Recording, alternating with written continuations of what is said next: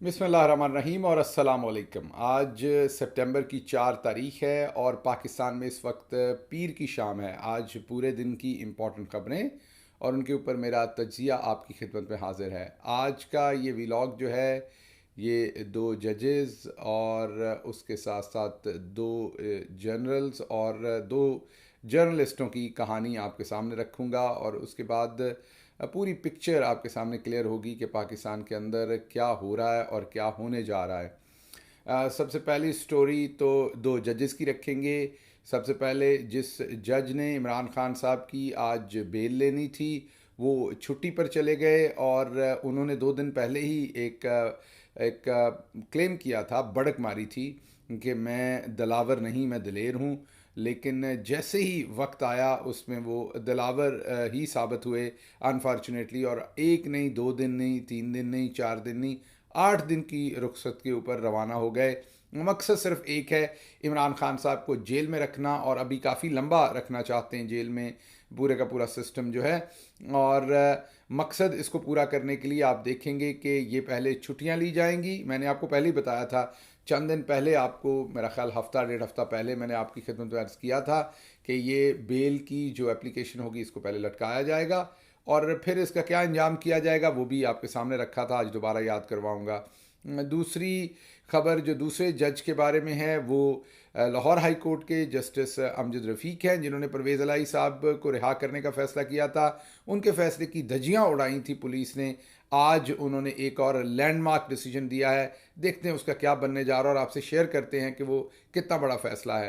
पहले दो जजेस की बात कर लें, फिर दो जनरल्स की बात करते हैं, जिसमें आर्मी चीफ़ हैं और DGISI हैं। इस वक्त DGISI की एक्सटेंशन की खबर दी है आज कामरान खान साहब ने, जो बड़े जर्नलिस्ट हैं पाकिस्तान के, और उन्होंने ही खबर दी है जो आर्मी चीफ़ हैं आसिम मुनीर साहब, उनकी जो बिजनेसमैनों के साथ, कारोबारी हल्के के साथ मुलाकातें हुई हैं, उससे क्या होने जा रहा है, इसके ऊपर थोड़ी सी डिस्कशन करेंगे। और आखिर पर दो जर्नलिस्टों की कहानी भी आपके सामने रखेंगे कि किस तरीके से ये सारी चीज़ फिर सम अप होगी। पहली बात की तरफ आते हैं। जज दिलावर ही सामने आ गए। अबुल हसनात उनका नाम रखा गया, रूह उनके अंदर जज दिलावर की है। मैंने आपको 2 हफ्ते पहले बताया था कि इमरान खान साहब को हर सूरत जेल के अंदर रखा जाना मकसूद है। इस वक्त किसी सूरत दिल नहीं है कि उन्हें जेल से बाहर निकाला जाए। निकलेंगे वो तो सही, वो आपकी दुआओं से निकलेंगे, अल्लाह कोई ना कोई प्लान ऐसा करेंगे कि वो जल्द बाहर होंगे। लेकिन अंदर रखने वाले हर मुमकिन कोशिश कर रहे हैं कि उन्हें किसी ना किसी तरीके से जेल के अंदर ही रखा जाए।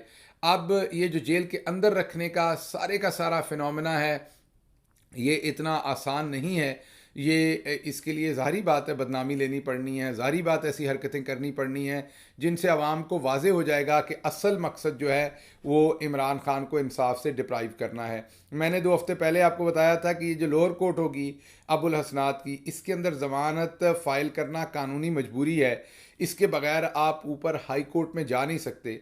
और ये जो ज़मानत फ़ाइल हुई है वहाँ पर, ये बुनियादी तौर पर पहले लटकाई जाएगी, यही मैंने आपकी खिदमत में अर्ज़ किया था। और उसके बाद अनफॉर्चुनेटली मैं अभी आपको बता रहा हूँ, ये ज़मानत इसको रिजेक्ट भी करेंगे, ज़मानत देंगे नहीं इस केस में, ये अदालत जो है।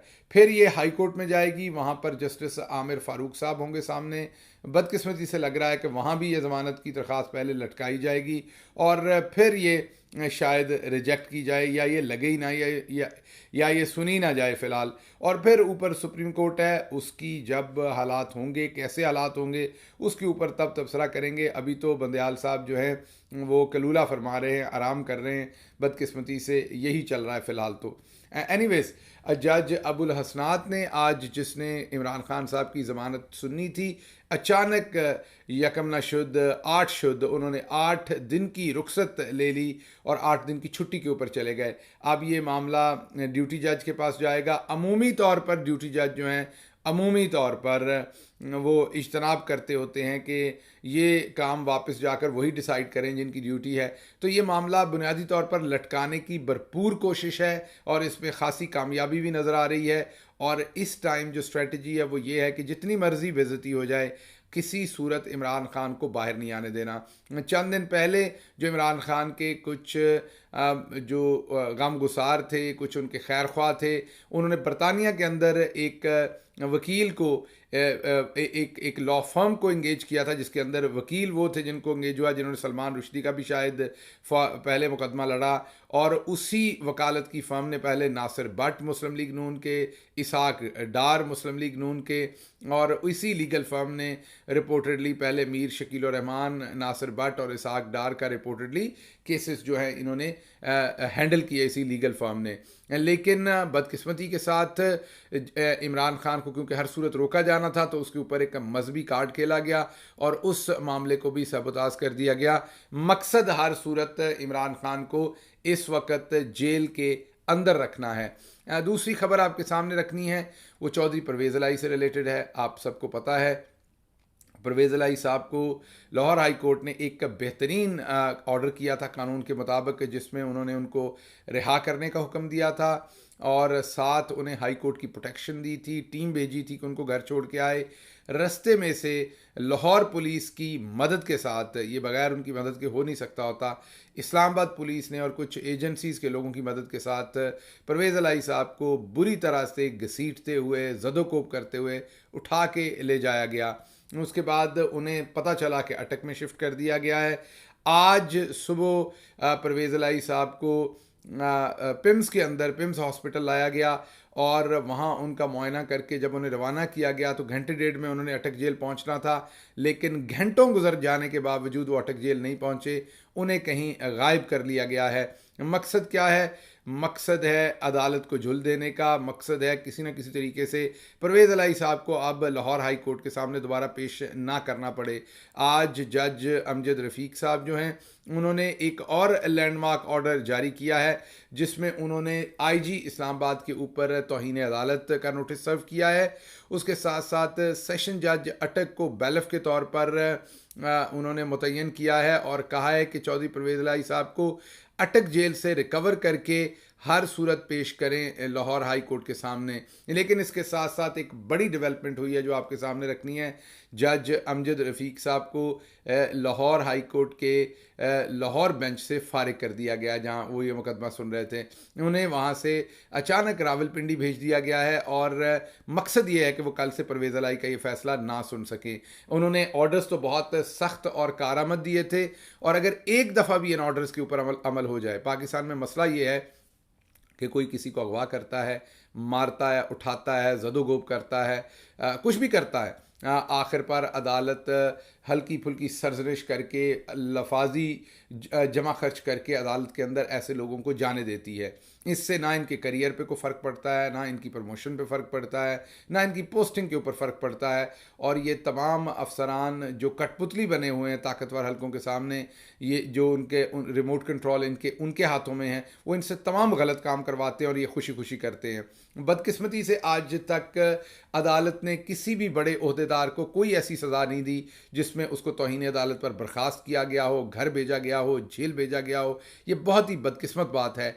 और अभी भी अगर आईजी इस्लामाबाद को सिर्फ एक दिन की सज़ा भी अगर दे दे अदालत, एक घंटे की सज़ा भी दे दे, तो आप देखिएगा उसके बाद कोई पुलिस ऑफिसर इस तरह के गैर आइनी काम नहीं करेगा।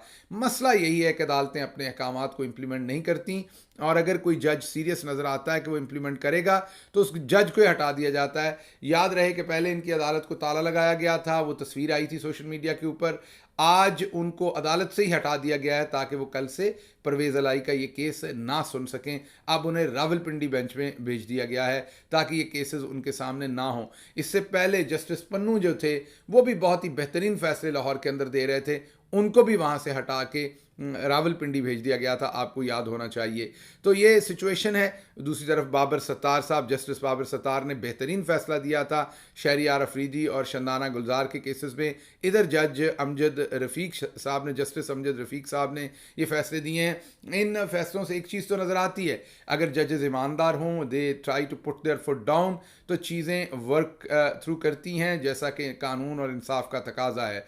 लेकिन मुझे नहीं लग रहा कि जस्टिस अमजद रफ़ीक साहब को दोबारा मौका मिलेगा कि वो आईजी इस्लामाबाद को प्रोसिक्यूट करवा सकें, आईजी इस्लामाबाद को जो है जो उन्होंने जुर्म किया है उसके ऊपर उन्हें 1 मिनट की सज़ा भी दे सकें। इसी तरीके से उन्होंने आज डीआईजी ऑपरेशंस और इन्वेस्टिगेशन को बुलाया था लाहौर के जो हैं, ये पूछने के लिए कि कैसे उनकी टेरिटरी से ये गिरफ्तारी हुई, और आगे से बताया गया कि वो एक मिशन के लिए बलूचिस्तान चले गए हैं। अकेले नहीं गए, दोनों अकेले अकेले नहीं गए, इकट्ठे बलूचिस्तान गए हैं। पहले तो लोग बलूचिस्तान की सैर किसी और चक्कर में करते थे, आजकल पुलिस वाले भी करते हैं। तो आप ये देखिए कि पूरे का पूरा सिस्टम कितना कोलैप्स हो गया है, तहकीर कितनी है आइन इंसाफ अदालतों की, कि एक हाई कोर्ट की अदालत बुला रही है 2 पुलिस अफसरान को और वो आगे से उनका दफ्तर झूठ बोल देता है कि वो बलूचिस्तान चले गए हैं। इसकी वजह सारी की सारी ये है कि आला तरीन अदलिया के आला तरीन लेवल जस्टिस उमर अता बंदयाल साहब ने तहकीर करवाई है जुडिशरी की। किसी जगह के ऊपर उन्होंने बंद नहीं बांधा। रात 12 बजे जो इमरान खान की हुकूमत ख़त्म करने के लिए अदालत खोली थी, उस दिन उन्होंने अपनी किस्मत के अंदर ये सब कुछ लिख लिया था, और अब हर रोज़ अदालतों की बदकिस्मती से तहकीर हो रही है। जस्टिस उमर अता बंदयाल साहब जाते जाते भी बहुत कुछ कर सकते हैं, अभी उनके पास टाइम है, लेकिन मेरा नहीं ख्याल वो करेंगे। और ये जो तहकीर आज लाहौर हाई कोर्ट की हो रही है, ये भी आपके सामने है कि कैसे एक बेहतरीन जज जिसने बेहतरीन फैसला दिया, आज फॉलो अप फैसला भी बेहतरीन दिया, लेकिन परवेज़ इलाही साहब को अटक जेल से गायब कर दिया गया है ताकि सेशन जज वहाँ से उन्हें बरामद ना कर सके, और जज साहब को ही गायब कर दिया गया है। जज साहब लाहौर हाई कोर्ट के जो हैं वो लाहौर से गायब, और अब पिंडी में वो रोनुमा होंगे और अदालत में नए मुकदमात के साथ उनके सामने ये मुकदमा होगा ही नहीं। ये तमाम चीज़ें जो हैं ये आपके सामने हैं कि जैसे अनफोल्ड हो रही हैं। उस दूसरी तरफ 2 जर्नलिस्ट की बात करते हैं। एक जर्नलिस्ट जो है कामरान खान साहब हैं, उन्होंने ये खबर दी है कि जो DGISI हैं उनकी एक्सटेंशन हो रही है पूरे 1 साल के लिए, और उसके साथ साथ एक और जर्नलिस्ट हैं जिन्होंने ये खबर दी है कि जो DGISI हैं general lieutenant general Nadeem Anjum, वो नवाज शरीफ के बहुत करीबी हैं और उनकी ख्वाहिश के ऊपर उनकी ये एक्सटेंशन हो रही है। साथ ही साथ एक तीसरे जर्नलिस्ट ने जिनका नाम हसन अयूब है और वो ARY से मुंसलिक हैं, उन्होंने ये खबर दी है, आपने वो सुनी रखी होगी कि 15-16 सितंबर के बाद क़यामत कुबरा, उन्होंने कहा, सुगरा नहीं कहा, क़यामत कुबरा उन्होंने कहा कि वो आएगी पाकिस्तान तहरीक इंसाफ के ऊपर। जो मामलात पहले जिस तरह भी चल रहे थे अब और ज़्यादा सख्ती आएगी और तबाही करके रख दी जाएगी। ये 2 खबरें हैं। तीसरी खबर जो मोहतरम कामरान खान साहब हैं उन्होंने ही दी है, और उन्होंने ये कहा है कि आर्मी चीफ 107 के करीब बिजनेसमैनों से लाहौर और इस्लामाबाद में मिले हैं, जहां पर उन्होंने इस चीज़ का अयादा किया है कि जो लूट मार का पैसा है वो हर सूरत रिकवर किया जाएगा, करप्शन हर सूरत रिकवर की जाएगी, और किसी को टैक्स नेट के बाहर काम नहीं करने दिया जाएगा। ये मैं पिछले व्लॉग में बता चुका हूँ। इम्पॉर्टेंट बात यहाँ पर यह है कि आर्मी चीफ ने एक सफ़े की 1 पेजर जो है वो गुजारिशात या रिकमेंडेशंस मांगी तमाम बिजनेसमैनों से, जो उन्होंने दे दी और वो जमा करवा दी गई आर्मी चीफ के स्टाफ को। लेकिन यहाँ मैं आर्मी चीफ की खिदमत में ये अर्ज़ करना चाहता हूँ कि जिनसे आप मशवरे ले रहे हैं 107 लोगों से कि पाकिस्तान के अंदर लूट मार की दौलत के ऊपर किस तरीके से जो है वो काबू पाना है, किस तरीके से वो वापस रिकवर करनी है लूट मार, किस तरीके से टैक्स नेट के अंदर लेके आना है, किस तरीके से ये तमाम जो लूट मार हो रही है इसको बंद करना है, जिनसे आप मशवरा ले रहे हैं 107, इन 107 में से अल्लाह के करम से 99 लोग ऐसे ज़रूर होंगे जिन्होंने लूट मार से ये पैसा कमाया, या वो फ्रंट मैन हैं पाकिस्तान की इशराफिया के। वो पाकिस्तान की इशराफिया जो है उसमें ब्यूरोक्रेट्स भी हैं, पॉलिटिशियंस भी हैं, उसमें जर्नल्स भी हैं, उसमें आपके जर्नलिस्ट भी हैं, मीडिया टाइकून्स भी हैं। ये तमाम वो लोग हैं जिन्होंने पैसा कौम का लूटा और फिर बिजनेसेस में इन्वेस्ट किया। और ये जो आपके सामने 107 बिजनेसमैन बैठे हुए हैं, इनमें कसीर तादाद उन लोगों की है जिन्होंने इन लोगों का पैसा इन्वेस्ट करके खुद भी माल बनाया और इन्हें भी बनाने दिया, और इस अशराफिया की मदद से इन्होंने टैक्स भी चोरी किया, इसी अशराफिया की मदद से जाली तरीके से इन्होंने सब्सिडी भी ली। तो आर्मी चीफ साहब के सामने मेरी गुजारिश है कि अगर इन्हीं से मशवरे करके हमने इकॉनमी बेहतर करनी है तो इसी अवतार के लौंडे से हमने अगर दवाई लेनी है तो इन्हीं का ही तो बेड़ा गर्क किया हुआ है इस मुल्क का, तो इन्होंने हमें क्या बताना है और क्या करना है, इन्हीं के बेड़े गर्क किए हुए के ऊपर और पूरी अशराफिया का बेड़ा जो गर्क हुआ है और जो उन्होंने मुल्क का कर दिया, उसकी वजह से हम यहाँ तक पहुँचे हैं। तो मुझे बेल किसी तरफ मंडे चढ़ती नज़र नहीं आ रही। लेकिन दूसरी तरफ एक इंटरेस्टिंग डेवलपमेंट है, पीपल्स पार्टी के ताज हैदर ने एक बड़ा इल्ज़ाम लगा दिया है और वो उन्होंने इल्ज़ाम लगाया है कि आपको पता है कि एहसन इकबाल ने कहा था कि ये जो चीनी बाहर भेजी गई है, ये वजारत सनत नवीद कमर जो पीपल्स पार्टी के वजीर थे, ये उनके हाथ के नीचे ये उन्होंने किया, उनकी माँ पर किया। बदले में ताज हैदर ने कहा कि नहीं, ऐसा नहीं है, पीपल्स पार्टी पर मत डालें। ये राणा सनाउल्लाह ने स्मगलिंग करवाई और मिलियंस ऑफ डॉलर्स उसके अंदर से कमाए। चोर चोरों से चोरी के सामान के ऊपर लड़ रहे हैं और चोर चोरी के सामान के ऊपर जो उनकी लड़ाई है उसमें एक दूसरे के ऊपर गंद डाल रहे हैं। अब आप कहेंगे कि क्या ये वाकई एक दूसरे से लड़ेंगे? नहीं, जब इनको मौका मिलेगा ये दोबारा एक होंगे, इलेक्शन में एक होंगे, इलेक्शन के बाद एक होंगे, जब जब लूटने का मौका मिलेगा ये एक होंगे। हाँ, लूट का माल बांटते हुए जैसे गीदड़ एक दूसरे के ऊपर थोड़ा बहुत गिराते हैं, ऐसे ये गीदड़ों की तरह एक दूसरे के ऊपर गिराएंगे और ये कुछ नहीं है। यही मामला चल रहा है। इसके साथ ही मुझे इजाज़त दीजिए। अल्लाह आपका हामी और नासिर हो। पाकिस्तान जिंदाबाद।